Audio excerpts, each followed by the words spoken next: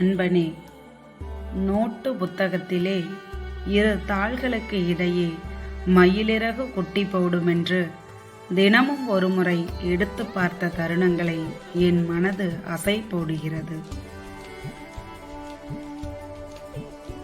ஓட்டப்பந்தயத்திலே காலிடறி நான் விழுந்தபோது பார்வையாளனாய் இருந்த நீ பாய்ந்து வந்து என்னை தூக்கி தோள் கொடுத்தாயே.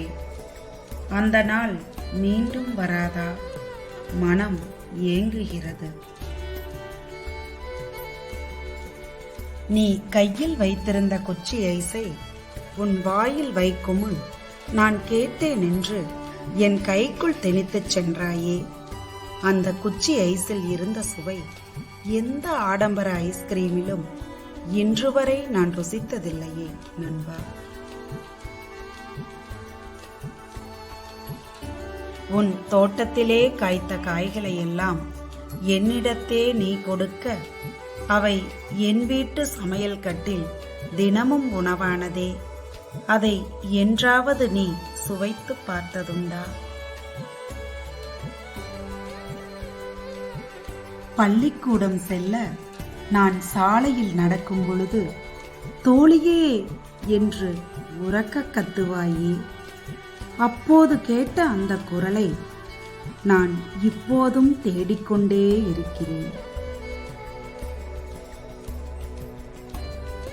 ஊருக்குள் இருக்கும் தெருக்களிலெல்லாம் நாம் ஓயாமல் ஓடி விளையாண்ட நாட்கள் என் விழித்திரைக்குள் புதைந்து கிடக்கின்றன. அந்த ஞாபகங்கள் நினைவலைகளாய் என்னை தொடர நான் மட்டும் ஓடிக்கொண்டே இருக்கிறேன்.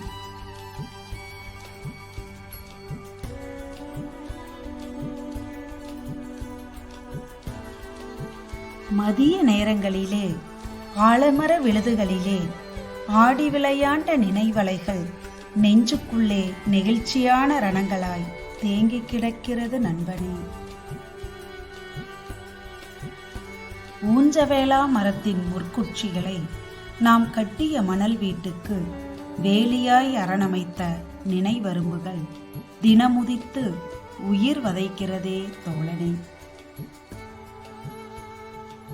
சோளக்காட்டுக்குள்ளே ஆள்காட்டி பொம்மைகளாய் ஒளிந்து கொண்டு முகத்தை மறைத்து முகமூடி அணிந்து விளையாடி மகிழ்ந்தோமே, உனக்கு ஞாபகம் இருக்கிறதா? தொட்டாங்குச்சியிலே சட்டி பானைகள் செய்து தெருவோரம் ஓலை குடில் கட்டி நிலாச்சோறு சமைத்து உண்டு கழித்தோமே. அந்த ருசியை எந்த ஸ்டார் ஹோட்டலிலாவது நீ உணர்ந்தது உண்டா?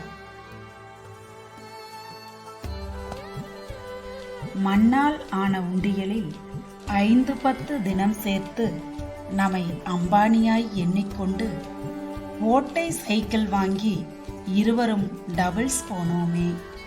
அந்த சுகம் ஆடிக்காரில் இல்லையே நண்பா.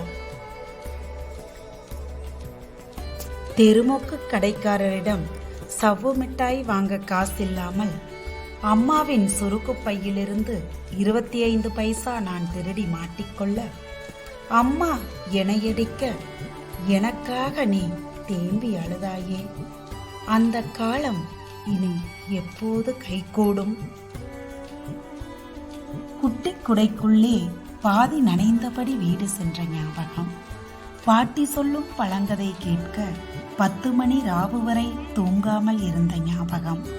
மழை நாளில் காகித கப்பல் செய்து வகுப்பறையின் முற்றத்திலே விட்டு வாதியாரிடம் பிரம்படி வாங்கிய ஞாபகம் மரணம் வரையில் தொடர்ந்திடும்.